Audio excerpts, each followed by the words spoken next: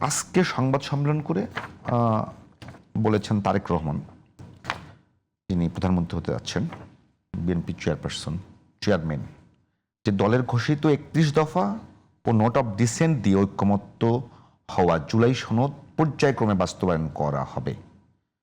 প্রশ্ন হচ্ছে, এই দুইটা বিষয়ের মধ্যে কোনো কনফ্লিক্ট দেখতে পান কিনা? দেখুন, এখানে একটি বিষয় খুবই গুরুত্বপূর্ণ। কেন গণভোট হলো? গণভোট হচ্ছে জনরায়, এবং সেই জনরায় কিন্তু ভোটের পক্ষে রায় দিয়েছে। সুতরাং একটি গণরায় যখন জনগণের রায় হয়, যেহেতু এটা সার্বভৌম দেশ, আমাদের সংবিধানে জনগণের সর্বমতের কথা বলা আছে, জনগণের দেশের মালিকের কথা বলা আছে, আগের সংবিধান একই কথা বলা আছে আমাদের। এই মালিকানার প্রশ্নে গণরায় হচ্ছে আমাদের গণভোট।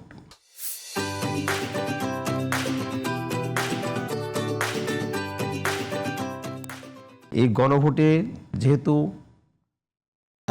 ইউনূস সাহেব কিন্তু বলেছিলেন যে আপনারা ঐক্যমত হয়ে আসেন, আপনাদেরকে 2 দিন এত ঘন্টা সময় দিলাম, কিন্তু রাষ্ট্রীয় দলগুলো যখন ঐক্যমত্য পোষণ করতে পারেন নাই, তখন কিন্তু ওনারা এই গণভোটের ক্ষেত্রে যে 4টি বিষয় উপস্থাপন করেছেন সেখানে স্পষ্ট করে লেখা আছে, সেখানে নোট অফ ডিসেন্টের কোনো প্রসঙ্গ এখানে নাই। সুতরাং এই গণরায় বাস্তবায়ন করতে আইনগত দিক থেকে এটার ভিত্তি হচ্ছে যে এটা একটা ম্যান্ডেট, জনগণের ম্যান্ডেট। সুতরাং আপনি ইশতেহার তো অবশ্যই যে নির্বাচনের আগে 2 দলই যে ইশতেহার দিয়েছে, সেখানে কিন্তু জুলাই সনদ বাস্তবায়নের কথা বলা আছে, উভয় দলের ইশতেহারের কথা উল্লেখ করা আছে। সুতরাং এই জায়গাতে আমি মনে করি যে ভুল বোঝাবুঝির কোনো সুযোগ নাই। এই গণরায়ের ভিত্তিতে যে জয়যুক্ত হলো, তার ভিত্তিতে আপনার সেখানে কোনো আইনগত সমস্যা আছে কিনা? যদি বিএনপি বলছে যে দল ঘোষিত 31 দফা, আমি আবার বলছি, দল ঘোষিত 31 দফা, নোট অফ ডিসেন্ট যেগুলো দিয়েছে বিএনপি, যেগুলোতে মোটামুটি সংবিধান সংস্কার থেকে শুরু করে গুরুত্বপূর্ণ যতগুলো পয়েন্ট আছে, সবগুলো পয়েন্টে বিএনপি নোট অফ ডিসেন্ট আছে, সেগুলো বিএনপি বাস্তবায়ন করবে না। নোট অফ ডিসেন্ট ছাড়া সহজেগুলি বলেছে, নোট অফ ডিসেন্ট দিয়ে তার মানে বোঝাচ্ছে যে ঐক্যমত্য যেগুলোতে হয়েছে, নিরঙ্কুশ ঐক্যমত্য, সেগুলোই পর্যায়ক্রমে বাস্তবায়ন করবে। যেগুলোতে নোট অফ ডিসেন্ট দেওয়া হয়েছে সেগুলো বাস্তবায়ন করবে বলে মনে হচ্ছে না। আমি যেটা জানার চেষ্টা করছি যে কোনো রাজনৈতিক দল যদি চায়, সেটা সম্ভব কিনা, আইন কাভার করে কিনা। এই জায়গায় সমস্যাটা হবে কোথায় আপনাকে বলি ভাই, কথা হচ্ছে যে গণরায়কে বাতিল করতে হলে আরেকটা গণরায় লাগবে।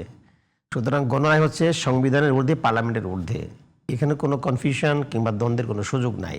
যেহেতু গণরায় ভিত্তিতে ভোট বিজয়ী হয়েছে, ভোটের দফাগুলো যেগুলো ছিল এগুলো বাস্তবায়ন করে হচ্ছে পরবর্তী পার্লামেন্টের দায়িত্ব। এই জায়গায় আপনি 31 দফা নিয়ে আসি কিংবা জামাতের 41 দফা, এগুলো অপ্রাসঙ্গিক।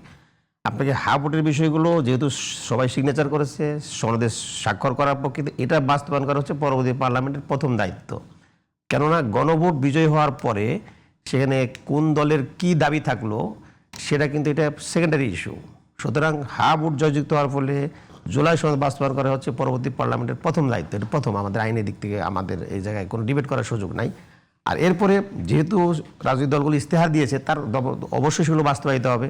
31 দফায় যে কথাগুলো বলা আছে, এর মধ্যে মৌলিক কিছু নোট অফ ডিসেন্ট আছে। এর মধ্যে আপনার পিআর পদ্ধতির যে নির্বাচন, উচ্চ কক্ষ যেটা হবে, আপনি দেখুন আমার কাছে যে হিসাব আছে, তাতে জামাত জোট পেয়েছে 43.9%, বিএনপি জোট পেয়েছে 46.6%। তাতে ডিফারেন্স হচ্ছে 2.7% ডিফারেন্স।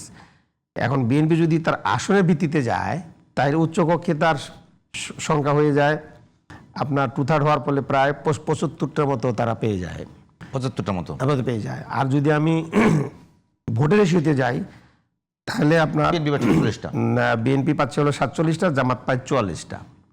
তো এই যে রেশিও, এবং এই যে দেখেন আরেকটা বিষয় আপনাকে বলি, এই ভোটের রেশিওতে ইলেকশনের সিট কিন্তু হয়ে গেছে, এমন হাড্ডাহাড্ডি লড়াই ছিল, এত কম রেশিওতে ডিফারেন্স করতে গিয়ে 135টি আসন বিএনপি পেয়েছে, খুবই কম মানে ভোটের ব্যবধানের প্রেক্ষিতে।